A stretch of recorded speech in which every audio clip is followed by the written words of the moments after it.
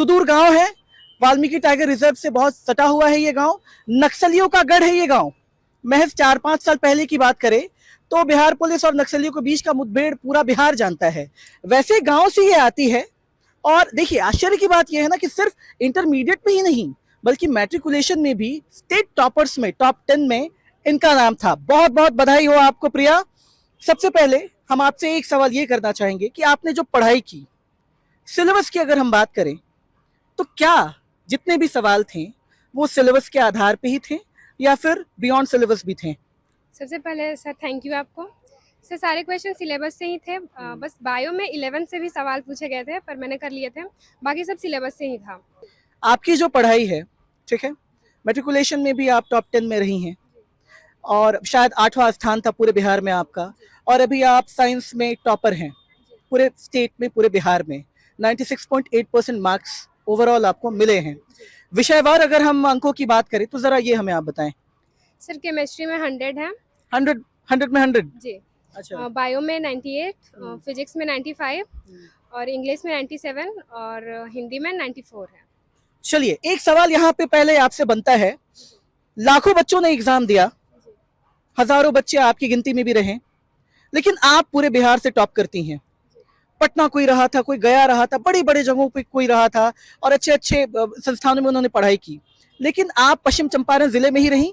सरकारी स्कूल में आपका नामांकन है, कायदे से आपने सरकारी स्कूल से ही पढ़ाई की, ना आप राजधानी गई ना आप कहीं बाहर गई, यहीं पे रह के जंगल के किनारे रह के घर पे ही रह के आपने पढ़ाई की। तो ये संभव कैसे है? क्योंकि पढ़ाई तो सब वही करते हैं, लेकिन आपने ऐसा अलग क्या किया, इस पे जरा आप हमें बताएं।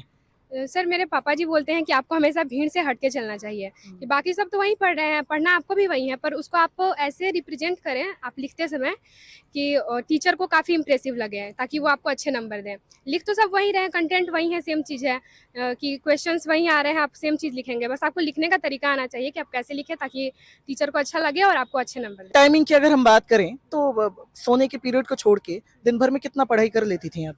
सर ऐसा कुछ फिक्स नहीं था, मतलब घर वाले काम नहीं कराते थे, तो अपना खा पी के पढ़ो बस। मतलब ऐसा कुछ नहीं है कि भैया हमने 11 घंटे तक पढ़ाई कर ली, 8 घंटे का रूटीन है, काम धाम माँ देखती हैं, दादी माँ देखती हैं, आपको बस पढ़ाई करना है तो अपने हिसाब से जब भी इच्छा हुई आपने पढ़ाई कर ली।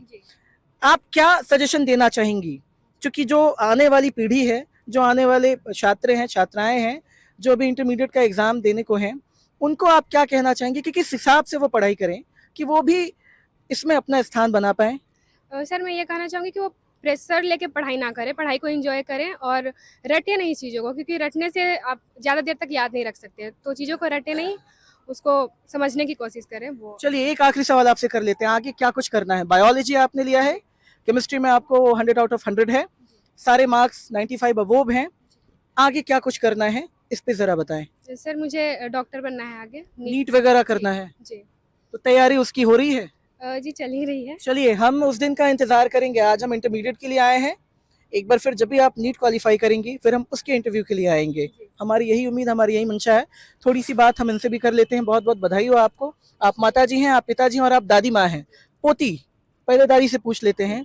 पोती रावरपुरा बिहार में विज्ञान के स्ट्रीम में सबसे अव्वल दर्जा पर आयल बड़ी, एकरा के रुआ कौना हिसाब से देखा तनी? हम हाँ, हमनी अपने भले देह पर ले, लेकिन लड़का पढ़ावल जाए। बेटी बेटा में कोई अंतर नहीं है।